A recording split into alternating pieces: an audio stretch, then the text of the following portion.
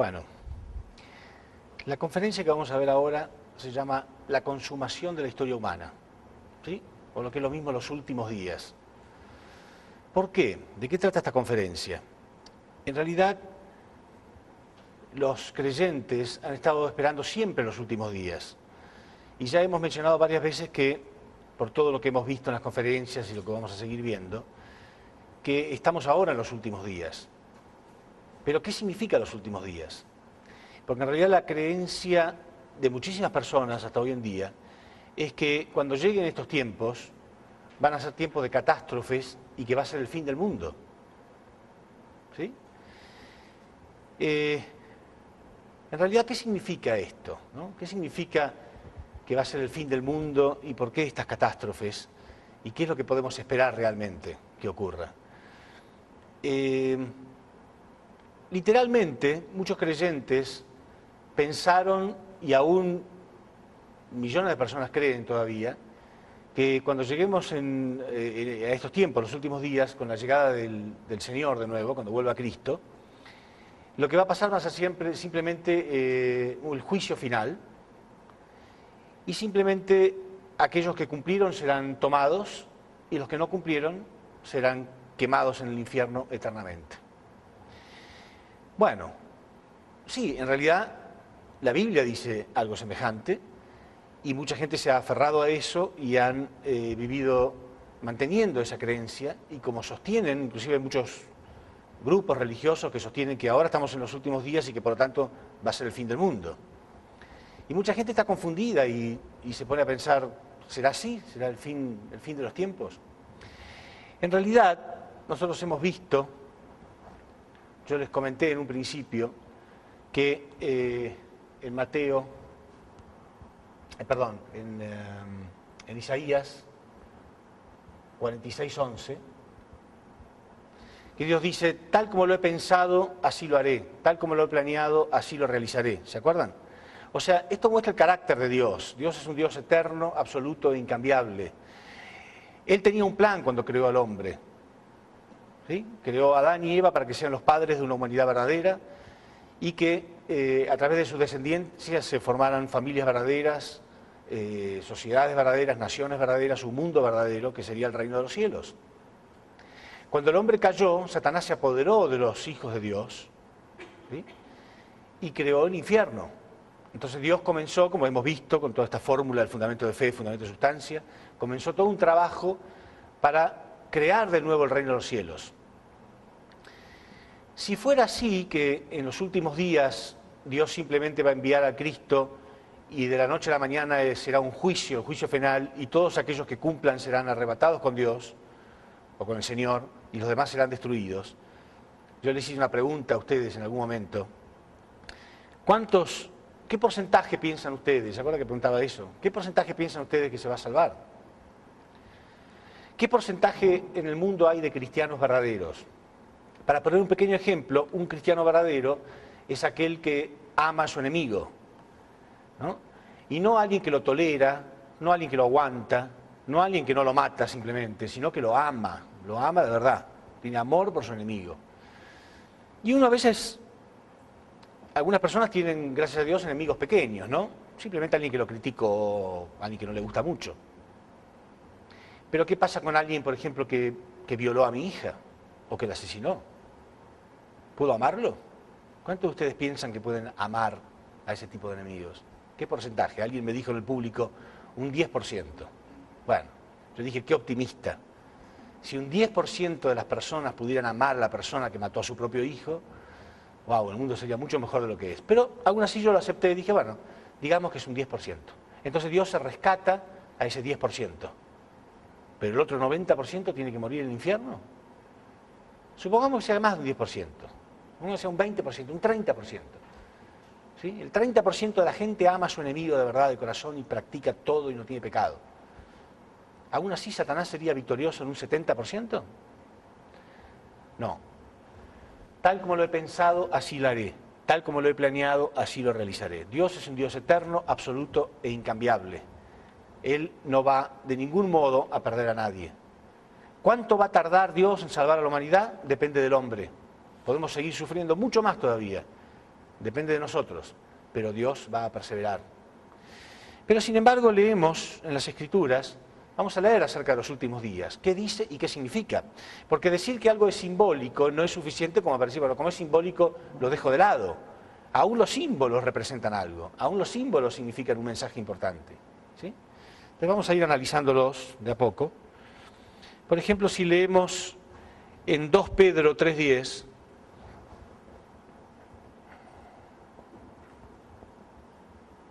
habla de los últimos días y dice, pero el día del Señor, o sea, cuando venga el Señor, vendrá como ladrón en la noche, en el cual los cielos pasarán con gran estruendo y los elementos ardiendo serán deshechos y la tierra y las obras que en ella hay serán quemadas.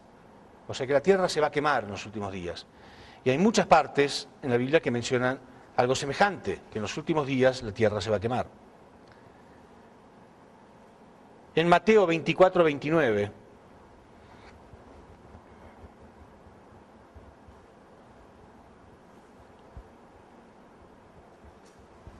Mateo 24:29.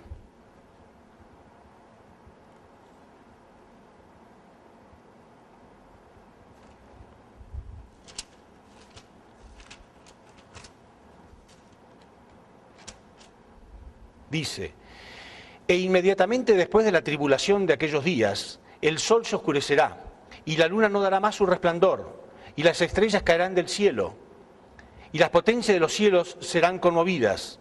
Entonces aparecerá la señal del Hijo del Hombre en el cielo, y entonces lamentarán todas las tribus de la tierra, y verán al Hijo del Hombre viniendo sobre las nubes del cielo con gran poder y gran gloria.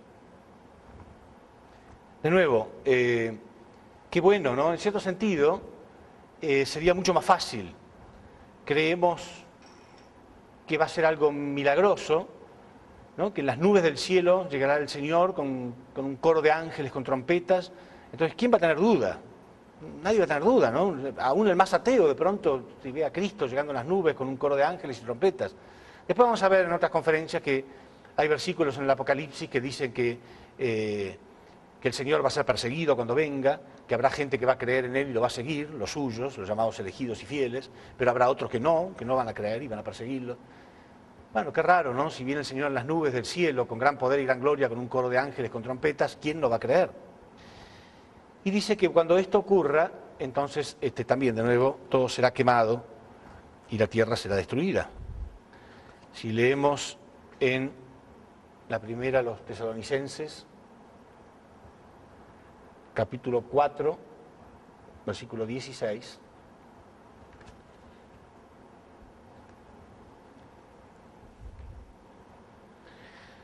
Dice así, porque el Señor mismo, con voz de mando, con voz de arcángel y con trompeta de Dios, descenderá del cielo, y los muertos en Cristo resucitarán primero. Luego nosotros los que vivamos, los que hayamos quedado, seremos arrebatados juntamente con ellos en las nubes para recibir al Señor en el aire, y así estaremos siempre con el Señor.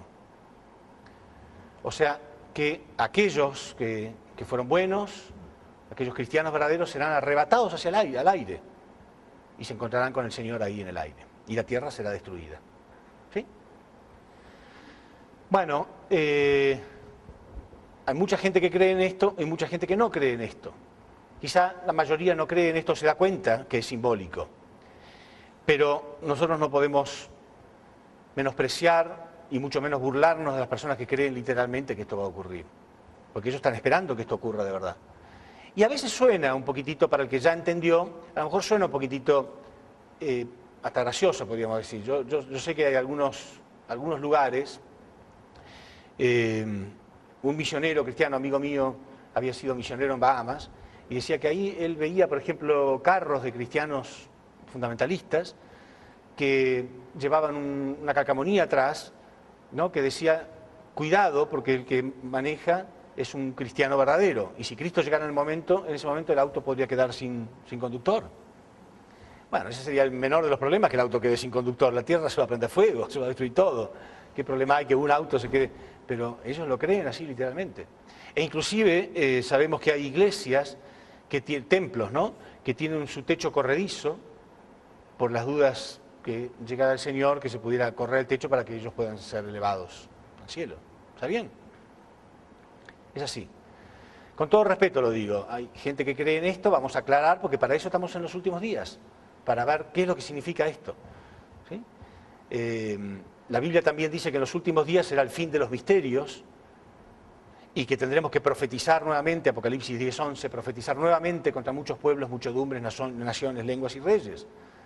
Entonces, ¿para qué profetizar? ¿Para qué volver a enseñar a todos si todo se va a prender fuego y todos van a ir al infierno, ¿no? Pero además dice que será el fin de los misterios y como dijimos, estas cosas son misterios. La gente quiere saber realmente qué es lo que va a ocurrir. ¿Sí? Bueno, por suerte la Biblia también nos aclara en realidad en todo momento qué es lo que las cosas, aún escritas en forma simbólica, significan.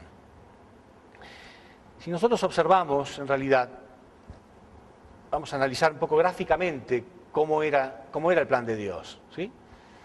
Dios creó al hombre para que el hombre girara alrededor de su voluntad.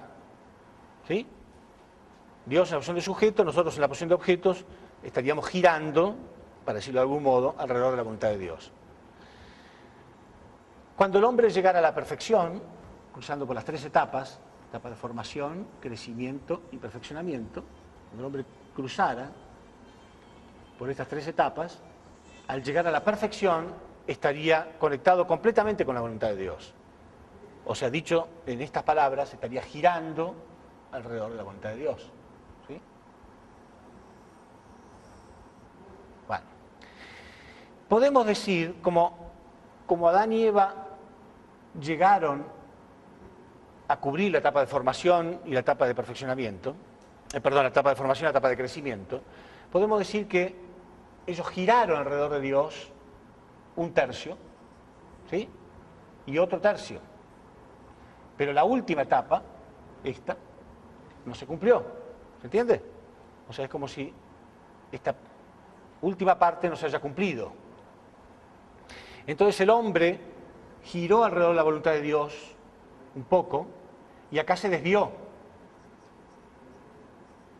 Y empezó a girar alrededor de la voluntad de Satán. ¿Sí? Entonces, hay momentos providenciales, hay tiempos providenciales, donde Dios intenta recuperar al hombre para que vuelva a girar alrededor de su voluntad. Y eso es lo que la Biblia llama los últimos días y el fin del mundo. ¿Pero qué fin de qué mundo? El fin de este mundo. No literalmente el fin del planeta Tierra. Y ya lo vamos a ver en la Biblia que lo aclara muy bien. Dicho en otras palabras, Dios, eterno, absoluto e incambiable, va a recuperar al hombre dentro de su dominio. Y el hombre cayó bajo el dominio satánico. Adán, Eva y sus hijos. Familias falsas, sociedades falsas, naciones falsas, un mundo falso.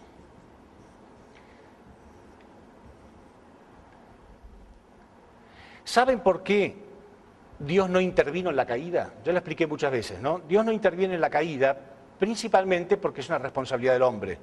¿Sí? El hombre tiene su libre albedrío, su parte de responsabilidad. Pero aparte, porque todo lo que tiene que ver, en todo lo que tiene que ver algo Dios, hereda las características de Dios de ser eterno, absoluto e incambiable. El mal no. El mal no tiene nada que ver con Dios. Por lo tanto, al no tener nada que ver con Dios, sí o sí puede llegar a un punto máximo de desarrollo, pero después tiene que caer. Todas las cosas que son falsas llegan a un punto máximo a lo sumo de desarrollo, pero después tienen que caer. Por eso Dios no toca el proceso de la caída, no tiene nada que ver con él. Entonces sí o sí tiene que desaparecer. ¿No creen ustedes que una familia falsa, sociedades falsas, naciones falsas, un mundo falso como el que vivimos, tiene que desaparecer? Si Dios es un Dios eterno, absoluto e incambiable, este mundo tiene que desaparecer. Es el mundo satánico. Por esa razón Jesús decía, mi reino no pertenece a este mundo. Él había nacido acá. ¿Sí? Nació sin pecado, nació fuera del dominio satánico. Por eso él decía, mi reino no pertenece a este mundo. Y hay especuladores, y hay tanta ignorancia, y hay, por otro lado, gente que ha intentado saber, especulando de cualquier cosa, que hasta han dicho, yo lo he escuchado, grupos que creen que Jesús era extraterrestre. Porque él decía que él no pertenecía a este mundo. Pero no se refiere literalmente a este planeta. Él nació en este planeta. Todos saben que nació en este planeta. ¿Se entiende la diferencia? Lo que estoy hablando de los dos mundos, ¿no? Son dos mundos, no dos planetas. Son dos mundos diferentes, el mundo del mal y el mundo del bien. Entonces, cuando la Biblia dice que el mundo será destruido, significa esto. Esto va a ser destruido. ¿Sí? Y vamos a verlo. Ahora lo voy a probar bíblicamente. Entonces, hay momentos providenciales donde el hombre establece ciertas condiciones y Dios tiene la posibilidad de recuperar al hombre. La primera vez fue en la época de Noé. En la época de Noé también fueron los últimos días. Leámoslo.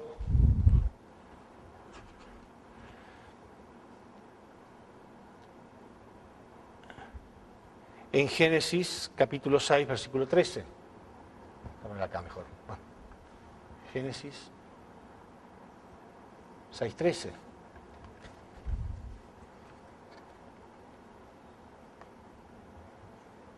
Dice así.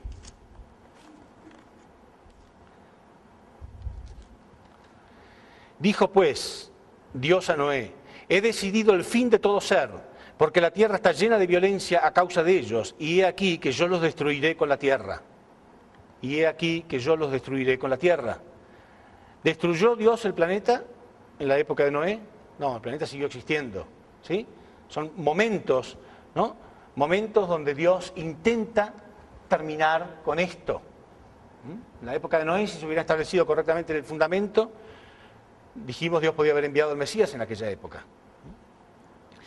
Como esto falló, entonces, vemos en Malaquías 3:19 que Dios vuelve a intentar los últimos días en la época de Jesús.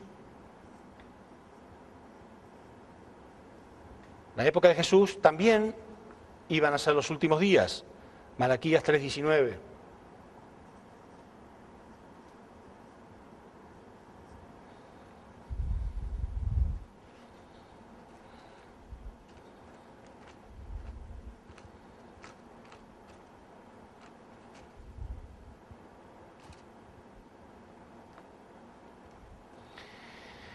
Porque he aquí, viene el día ardiente, el Malaquías es el último libro del Antiguo Testamento, o sea, todo lo que habla es ya para la llegada de Cristo, ¿no es cierto? Porque he aquí, viene el día ardiente como un horno, y todos los soberbios y todo lo que hacen maldad serán estopa. Aquel día que vendrá los abrazará, pero no abrazar cariñosamente, ¿no? Sino de brasas. Aquel día que viene los abrazará. Ha dicho Jehová de los ejércitos, y no les dejará ni raíz ni rama. O sea, todo va a ser arrasado por el fuego cuando venga el Señor, decía Malaquías. Malaquías, profeta del Antiguo Testamento, anunciando la llegada de Cristo. Quiere decir que en la época de Jesús también fueron los últimos días. Y ahora, por último, en estos tiempos, ya la tercera vez, ¿no? Formación, crecimiento. Ustedes saben que la tercera, generalmente providencialmente, termina cumpliéndose. Bueno, la tercera vez, en los tiempos del Señor de la segunda llegada, también, dice la Biblia, que serán los últimos días. Lucas 17:26. Lucas 17:26.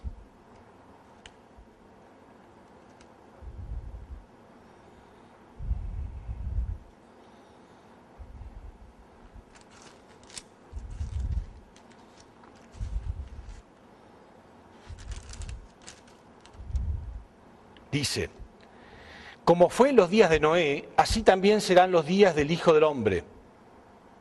Comían, bebían, se casaban y se daban en casamiento, hasta el día en que entró Noé en el arca y vino el diluvio y los destruyó a todos. Así mismo será en los días de la llegada del Señor. Repito, como fue en los días de Noé, así también serán los días del Hijo del Hombre. Comían, bebían, se casaban y se daban en casamiento, hasta el día en que entró Noé en el arca y vino el diluvio y los destruyó a todos. Quiere decir que en los días de la llegada del Señor también será igual que en la época de Noé. O sea, hubo 3 intentos de Dios. Este es el tercer intento de los últimos días. Y acá estamos. Entonces, ¿es una buena noticia o una mala noticia? Cuando se pierde uno de estos intentos, el hombre tiene que estar miles de años girando alrededor de la voluntad, hasta que tiene una nueva oportunidad. ¿Sí? Desde Jesús hasta ahora pasaron 2000 años hasta que el hombre vuelva a tener una nueva oportunidad de girar alrededor de la voluntad de Dios. Quiere decir que los últimos días, en realidad, son una buena noticia, no una mala noticia. Lo del fin del mundo es una buena noticia. Es el fin de este mundo del que todos nos estamos cansados, ¿no es cierto? Un mundo de maldad y de mentira, un mundo falso. Y la construcción de un nuevo mundo verdadero. Bueno, veamos entonces.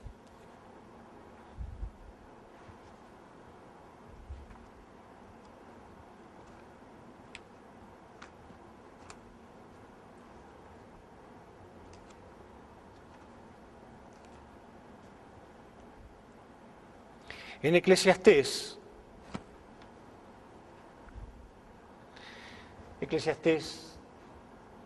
capítulo 1, versículo 4,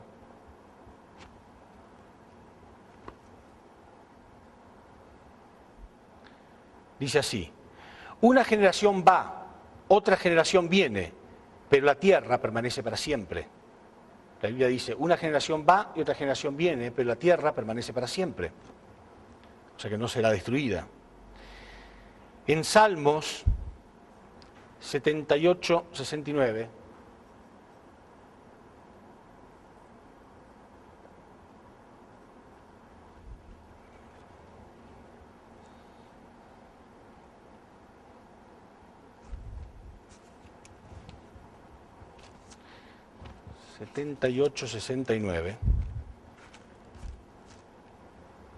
dice: edificó su santuario a manera de eminencia, como la tierra que cimentó para siempre. Hablando de Dios, ¿no?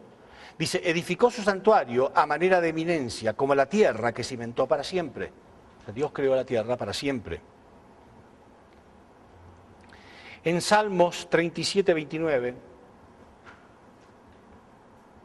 dice más claro todavía lo que todos sabemos.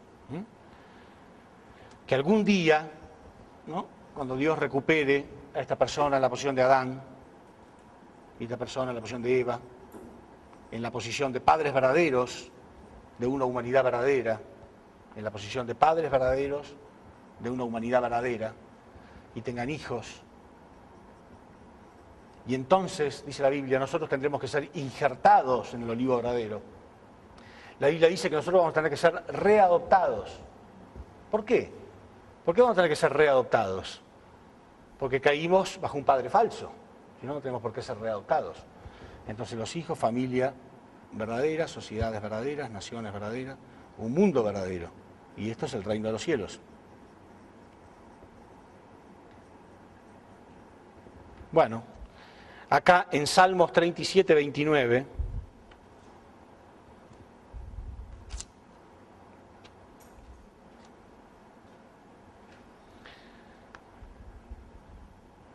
dice así: apártate del mal y haz el bien, y vivirás para siempre. Porque Jehová ama la rectitud y no desampara a sus santos. Para siempre serán guardados, mas la descendencia de los impíos será destruida. Los justos heredarán la tierra y vivirán para siempre sobre ella. Más claro imposible, ¿no? O sea, el impío será destruido y los justos heredarán la tierra y vivirán en ella para siempre. Es clarito todo lo que hemos dicho, ¿no? Algún día Dios va a restaurar a la humanidad, va a sacar a esto y va a traerlos a un mundo verdadero. ¿Sí? O sea, la tierra no va a ser destruida.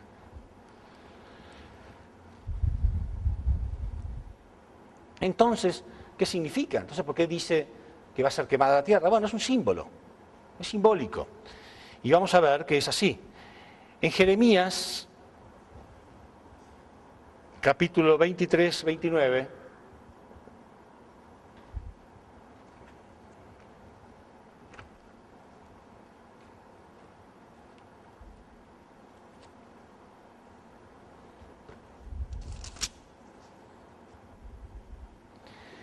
dice Jehová: ¿no es mi palabra como fuego y como martillo que quebranta la piedra?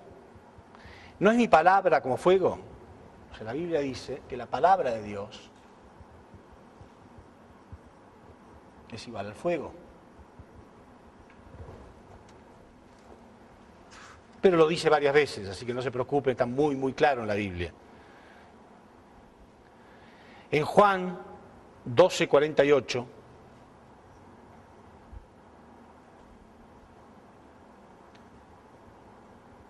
Jesús dice: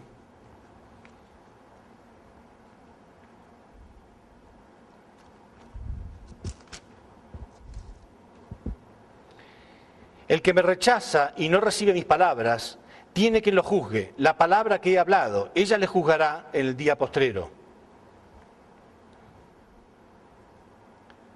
Quiere decir que en los últimos días habrá juicio por la palabra. Vamos a ver cómo dice esto también. En Lucas 12:49,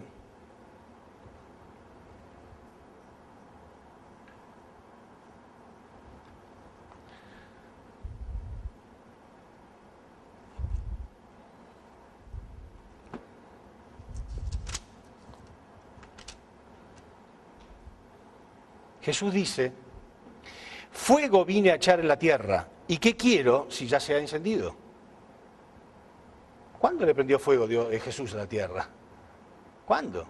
Pero él dice: fuego vine a echar a la tierra, ¿y qué quiero si ya se ha encendido? Pero sin embargo acá él dijo que había echado juicio a través de la palabra. Y la palabra de Dios es igual al fuego.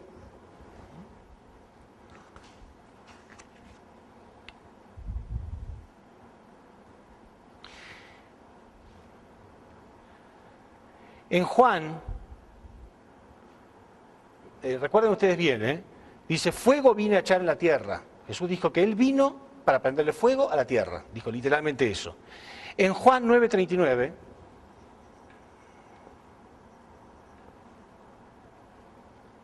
dice: para juicio he venido yo a este mundo. Entonces uno le podría preguntar a Jesús: mira, hace un rato dijiste que viniste para prenderle fuego a la tierra. Ahora dices que viniste para prenderle fuego. ¿En qué quedamos? ¿Para prenderle fuego o para dar juicio? Y él diría: es lo mismo. Lo que pasa es que uno es simbólico y el otro es literal. ¿Se entiende? Sería ridículo que alguien pensara que Jesús literalmente vino a prenderle fuego a la tierra. Aparte dice: y aparte ya lo hice, dice él. ¿Qué persona, por poderoso que sea, puede prenderle fuego a la suba? Podrá prenderle fuego como hizo Nerón, que le prendió fuego a Roma.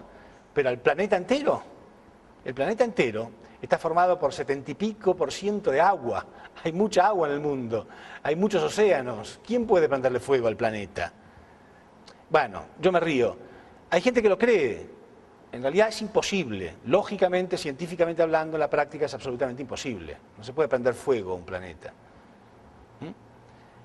A lo mejor si dijera que va a ser destruido con un meteorito gigante, bueno, podría ser, pero fuego no es posible. El 70% es agua. Bueno, en realidad todo esto representa juicio por la palabra. En Santiago,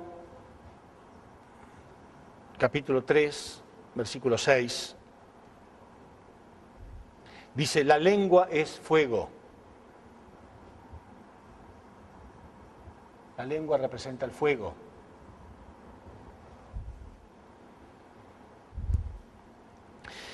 Cuando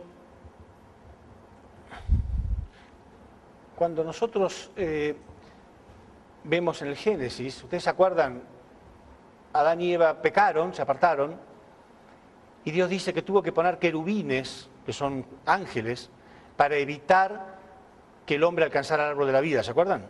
O sea, ya el hombre no podía alcanzar el árbol de la vida. Y dice querubines con espada de fuego, espada flameante. Significa el hombre no puede alcanzar el árbol de la vida a menos que pase por eso, a menos que pase por el juicio de la palabra. ¿Pero qué significa el juicio de la palabra?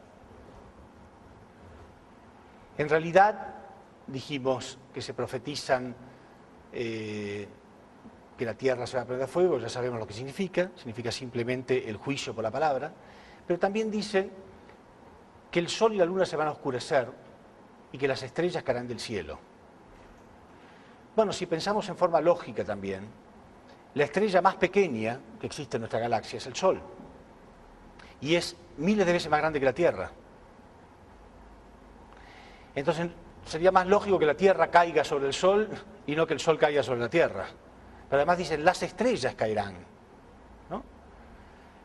Bueno, ¿qué significa?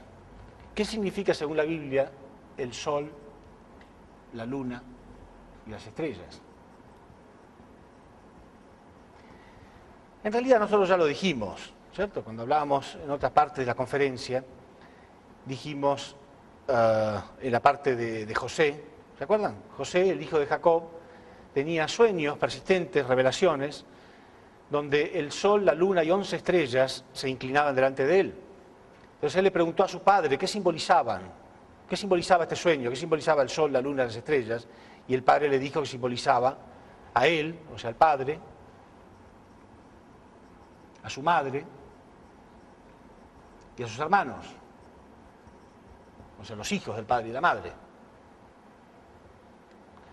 Entonces, ¿qué quiere decir cuando dice, con la misma clave bíblica, ¿no? Cuando dice que el sol y la luna no darán más su luz y que las estrellas caerán del cielo? Bueno, nosotros vemos que Dios quería restaurar a los padres verdaderos, ¿sí? Adán en la posición de padre, Eva en la posición de madre. Cuando Jesús llegó a la perfección, ¿no? El Mesías está en la posición de padre. Pero la esencia femenina, en la posición de madre, la ocupa el Espíritu Santo.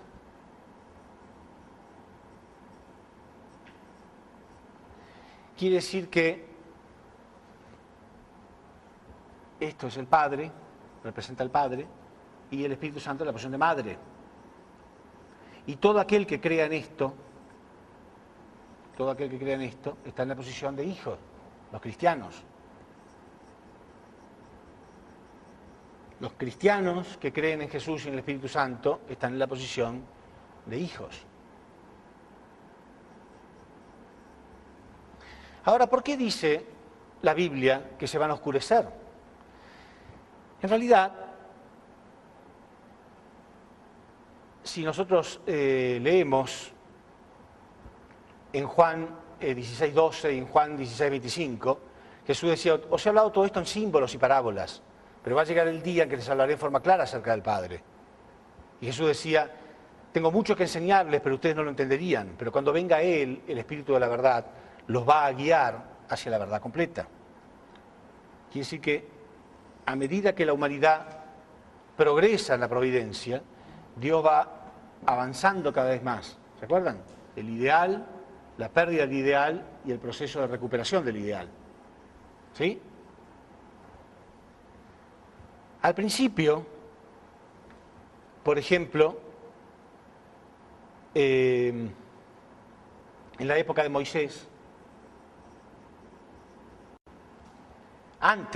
toda la época antes de Moisés en el Antiguo Testamento, el hombre vivía en una oscuridad total, en el sentido de conocimiento, ¿no? No tenía una guía, no tenía conocimientos. Había mucha confusión en la tierra.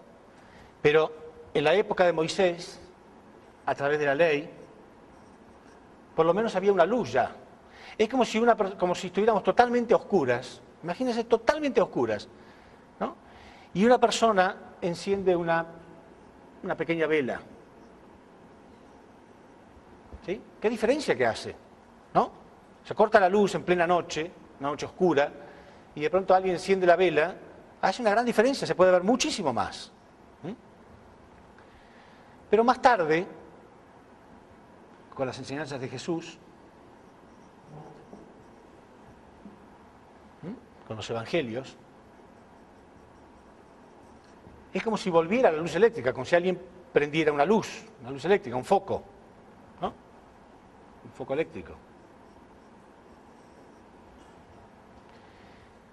Si se prende un foco eléctrico, la vela se puede apagar prácticamente, ¿no es cierto? Ya no hay diferencia. Es como si la vela, y si a alguien se le olvida encendida la vela, no hace diferencia. No quiere decir que no haya cumplido con algo, no quiere decir que no haya dado luz. Pero frente a esta luz, esto es como si se apagara. ¿Sí? Pero Jesús decía, tengo mucho que enseñarles, pero ustedes no lo entenderían. Pero cuando venga Él, Juan 16, 25, 16, 12, perdón, pero 12 y 25, ¿no? Pero cuando venga Él los va a guiar hacia una verdad completa. Entonces es como si de pronto saliera el sol. Cuando sale el sol, si alguien todavía tiene esa vela prendida, nadie la va a descubrir. Y si se olvidó una luz prendida, a veces nos pasa, ¿no? Nos olvidamos una luz del patio o algo prendida a la mañana, nadie la ve. Nadie se da cuenta que está encendida. Porque hay tanta luz, entonces uno la puede prender o apagar que nadie va a notar la diferencia. Entonces la Biblia dice que en los últimos días, con la nueva verdad, lo que está diciendo es con la nueva verdad, es como que se va a opacar esto. Las enseñanzas de esto van a ser como mínimas. Claro, hay gente que toma esto, hay gente que le duele esto, pero en realidad es una buena noticia, si lo vemos desde el punto de vista de Dios, y aún Jesús mismo estaría feliz, porque Él dijo con dolor esto. Él con dolor dijo, tengo mucho que enseñarles, pero miren el fracaso que hay. No dijo literalmente eso, ¿no? Pero lo que quería decir Jesús. Nadie lo pudo recibir, el pueblo de Israel lo quería crucificar. Entonces Él dijo, tengo mucho que enseñarles, pero no hay fundamento, ustedes no lo entenderían. Entonces van a tener que ser guiados hacia la verdad completa. Pero Jesús, ya lo vamos a ver, lloró. Él lloró, ¿no? Dice, Jerusalén, Jerusalén, que matas y apedreas a los profetas que a ti te son enviados. ¿Cuántas veces quise abrazar a los pollitos como la gallina abraza a sus pollitos y tú no lo has querido? O sea, Él quería realmente, pero no podía, no había fundamento. Y Él sabía que la humanidad iba a tener que pasar miles de años bajo el dominio satánico antes de que haya una luz que la pueda guiar. Entonces Él quiere que venga esta luz. ¿Entienden? Y ante semejante luz, la Biblia dice que esto se va a opacar. Pero claro, Jesús también decía, el vino nuevo en cueros nuevos, ¿no? O sea, Él sabía, en Lucas 18:8, Jesús se preguntaba, Jesús hablaba de la segunda llegada, ¿no? Él solamente hablaba ya de la segunda llegada. Cuando Él sabía que tenía que ir por el camino de la cruz, ya no hablaba más de su misión. Ya no dijo más que el reino de los cielos estaba cerca. Dijo que el reino de los cielos ahora estaba cerrado, iba a estar cerrado. Escribas y fariseos hipócritas, porque cerráis el reino de los cielos a la gente. ¿Sí? Porque ni vosotros entráis ni dejáis entrar a los que entrarían. Entonces Él decía, hablaba de la segunda llegada. Y en Lucas 18:8, Jesús se pregunta, en verdad les digo que cuando venga Él, el Señor de la segunda llegada, les va a hacer justicia. Pero cuando venga Él, ¿encontrará fe sobre la tierra? Jesús se preguntaba, ¿encontrará fe? Ya estaba preocupado Jesús, porque Él sabía que íbamos a pasar 2000 años en un mundo como lo que tenemos hoy. ¿Hay fe en el mundo hoy? Es un desastre. Entonces Él sabía que esto iba a pasar. Entonces ya Jesús estaba preocupado. ¿Encontrará fe? Bueno, y también Jesús dijo algo que tenemos que analizar, ¿no? En Mateo 7:23, fíjense lo que dice Jesús. En Mateo 7:23,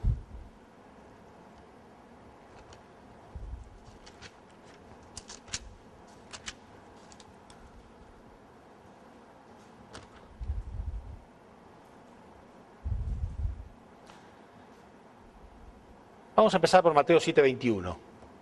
Dice, no todo el que me dice Señor, Señor, entrará al reino de los cielos, sino el que hace la voluntad de mi Padre que está en los cielos. Muchos me dirán aquel día, Señor, Señor, ¿no profetizamos en tu nombre? Y en tu nombre echamos fuera demonios, y en tu nombre hicimos muchos milagros. Entonces yo le declararé, nunca os conocí, apartados de mí, hacedores de maldad. Es raro, porque si uno piensa, dice, aquel día muchos me dirán, Señor, Señor, ¿no hemos echado demonios en tu nombre? ¿No hemos hecho muchos milagros en tu nombre?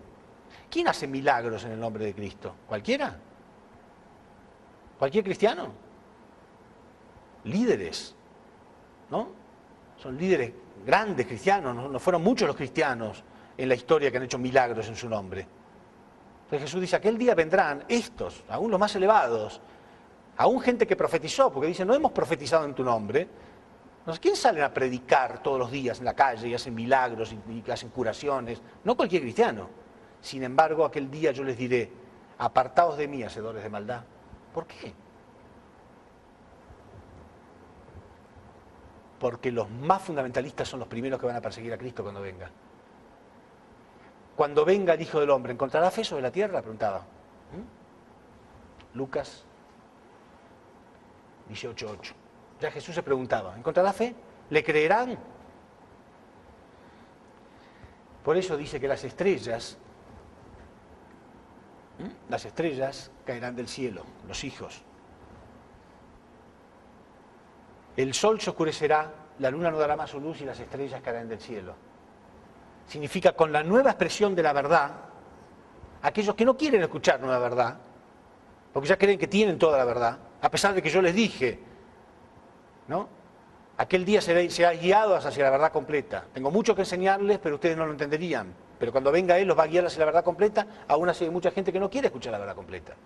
Creen que ya tienen todo, que ya saben todo, y esos van a ser los primeros que van a perseguir al Señor. Y Jesús lo sabía. Por eso en Apocalipsis dice, ellos harán la guerra al Cordero, pero Él, en Apocalipsis habla toda la segunda llegada, ¿no? Ellos harán la guerra al Cordero, pero Él, como es Señor de señores y Rey de reyes, los vencerá en unión con los suyos, los llamados elegidos y fieles. Quiere decir que Él va a tener gente que le siga y gente que le persiga. ¿Cómo? Si vienen las nubes eso no va a ocurrir. Pero está todo claro cómo va a ocurrir. Entonces el sol y la luna se van a oscurecer en el sentido de que va a venir una verdad mucho más amplia. Pero mucha gente no va a poder aceptar esa verdad. ¿Encontrará fe sobre la tierra? ¿Le creerán? No, hay muchísima gente que no va a creer. Entonces ellos, por más que hayan hecho milagros, por más que hayan predicado, por más fe que hayan tenido, van a caer. Lo decía Jesús. Van a caer del cielo.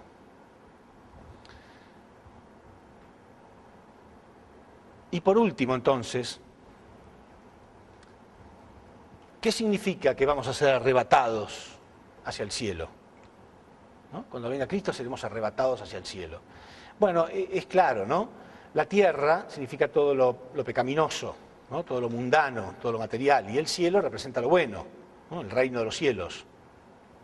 Entonces, cuando venga Cristo, aquellos que lo acepten, aquellos que vayan entendiendo la nueva verdad, van a crecer espiritualmente, van a resucitar. En la próxima conferencia vamos a ver acerca de la resurrección, porque la Biblia también dice que en los últimos días los muertos van a resucitar, ¿sí? Pero vamos a ver que se refiere claramente a los muertos espirituales, aceptando una nueva expresión de la verdad, cada vez creemos más y cada vez tenemos más entusiasmo, cada vez tenemos más fe y vamos resucitando. Entonces, ¿qué pasa cuando una persona va creciendo espiritualmente? Se eleva, decimos, ¿no?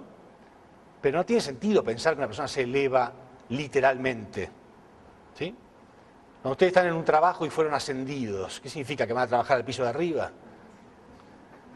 Sí, se ríen, pero lamentablemente hay millones de personas que toman las cosas literalmente así las toman. Entonces vamos a ser elevados, claro que vamos a ser elevados al cielo, pero el cielo significa lo bueno, la tierra significa todo lo pecaminoso, lo mundano.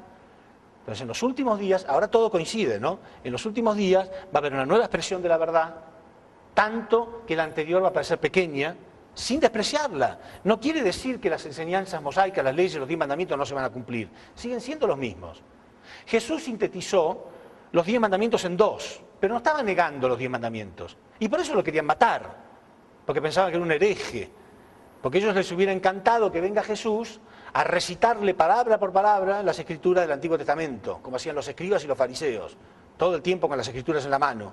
Y Jesús ni las tocaba, porque en realidad en ningún momento se refiere la Biblia que Jesús estaba discutiendo versículos o cosas, nada, él no le importaba. Él decía, eso está dando testimonio de mí. ¿Cómo no voy a conocerlo si las escrituras están dando testimonio de mí?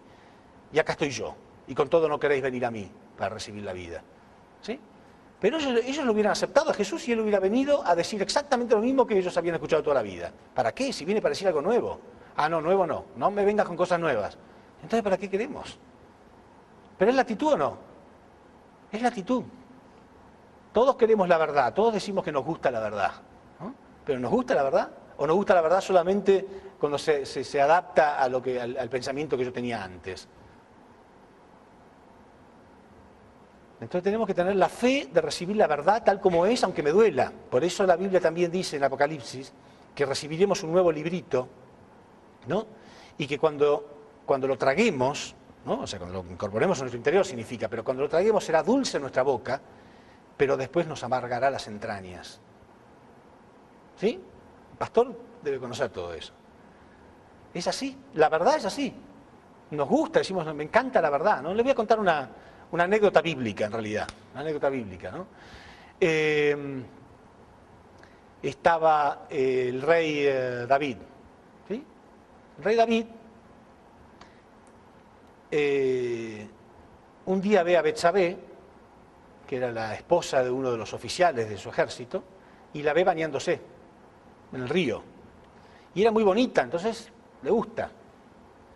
Entonces él pide averiguar quién era esta mujer y le dicen que era la esposa de Urías. Entonces él escribe una carta pidiendo que lo manden a Urías a la parte más peligrosa de la batalla. Y le da la carta al mismo Urías para que se la entregue a su oficial. El oficial lee y lo manda a lo más peligroso de la batalla para que muera y él poder quedarse con su mujer, el rey David. Bueno, pasa eso y un día viene un profeta a hacerle una pregunta a David y le dice, mira, había un hombre que tenía muchas ovejas y un día tuvo que hacer un banquete para unos invitados y su vecino tenía una sola ovejita que la usaba como mascota, ¿no? Como si fuera su hijita, dice la Biblia. Una sola ovejita, la cuidaba mucho. Y él, que tenía muchísimas ovejas, mató a la oveja de su vecino para quedarse con ella. Y David se enojó y dijo, ese hombre habría que matarlo. Y el profeta le dijo, sí, pero ese hombre eres tú. O sea, la ovejita representaba a Betsabé. ¿Se entiende? Le sacó lo único que ese hombre tenía. Quiere decir que la verdad nos gusta hasta por ahí nomás. A él le gustó la verdad, bueno, habría que matarlo, sí, pero eres tú. Ah, ya no me gustó. ¿Somos así o no? Nos gusta la verdad hasta que nos cambia un poco el estilo de vida. Entonces un predicador cristiano se siente elegido, todo, de pronto le dice, no, elegido nada. Cuidado, ni empezaste todavía. La verdad es mucho más amplia, la cosa es muy diferente a lo que has predicado hasta ahora. Ah, ya no le gustó. ¿No? Ya no le gustó tanto. Pero la verdad es la verdad, me guste o no. Dios no puede adaptarla a cada uno. Y a veces duele. En realidad, a todos nos gusta la verdad, todos necesitamos la verdad y a todos nos duele la verdad. Porque cuando nos toma la verdad, todos estábamos haciendo una cosa diferente. Todos. Teníamos novia, teníamos trabajo, teníamos el estudio, teníamos nuestra meta, nuestra visión, acomodarnos en este mundo satánico lo mejor que podamos y después tranquilo. Después, todo lo contrario. El plan de Dios para mí era muy contrario al que yo creía que era mi plan. A todos nos duele la verdad. A todos nos duele, nos cuesta mucho. ¿O creen que yo planeé toda mi vida estar parado acá, hablando? A lo mejor algunos de ustedes piensan que a mí me pagan, ¿no?, por estar acá. Olvídenlo. Durante 26 años jamás recibí un solo centavo y he dado millones de horas de conferencia. Entonces, mi plan era muy diferente. Era muy, pero muy diferente mi plan. Pero uno tiene que decir, bueno, pero es mi plan. ¿Y cuál es el primer punto de la naturaleza caída? No tomar el punto de vista de Dios. Y el primer punto para la restauración es tomar el punto de vista de Dios. Entonces Dios me dice, no, pero yo tengo otro plan. Al principio te vas a sentir como si te hubieran tirado un baldazo de agua helada, porque es totalmente diferente, pero después va a ser tu mundo, ¿no? Después termina siendo nuestra vida, pero al principio duele. Y prácticamente todo el mundo lo toma de sorpresa. Ahora, hay quienes se agachan la cabeza y dicen, bueno, ok, así lo haré. Y otros que se resisten a muerte. Y lo peor, porque por lo menos uno podría ser un fracasado en la providencia, pero con cierta nobleza. Decir, bueno, lamentablemente, ok, está mal. Pero peor es el que lo acomoda y dice, no, ellos son los herejes, es todo mentira. Y empieza a acusar y a perseguir para justificarse de no tener que hacer nada. Ese es peor todavía, porque encima está tratando de torcer la verdad porque él no tiene ganas de seguirla. Porque en realidad el principio divino es totalmente claro. Punto por punto de cada cosa que dice la Biblia. La tierra no se va a prender fuego, las estrellas no van a caer del cielo, el sol no se va a oscurecer, la luna no se va a oscurecer. Es todo simbólico, está clarito en la Biblia lo que significa el fuego, significa el juicio por la palabra. Está clarito que no nos vamos a elevar hacia el cielo y nada, sino que vamos a elevarnos espiritualmente hablando. Vamos a recibir una nueva verdad. Porque no podemos tomar el versículo que me gusta y desechar todos los que no me gustan. También podemos creer que Cristo va a venir en las nubes con un gran poder y los demás van a ser destruidos, menos yo. Pero entonces, ¿cómo se cumple el versículo que dice que tenemos que predicar nuevamente al mundo entero? ¿Cómo se cumple el versículo que dice que el Cristo va a ser perseguido. ¿Cómo se cumplen todos estos versículos entonces? En cambio, esto explica claramente, porque, repito, Jesús decía, os he hablado todo esto en símbolos y parábolas, pero va a llegar el día en que todos los símbolos y parábolas van a ser aclarados. ¿Sí? Bueno, gracias.